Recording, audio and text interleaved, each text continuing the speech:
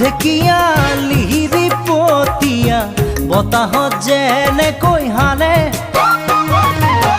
ঢোলৰে চাপৰ তোৰে লাহি কঁকাল দুচেও তিনি চেওকৈ ভাগে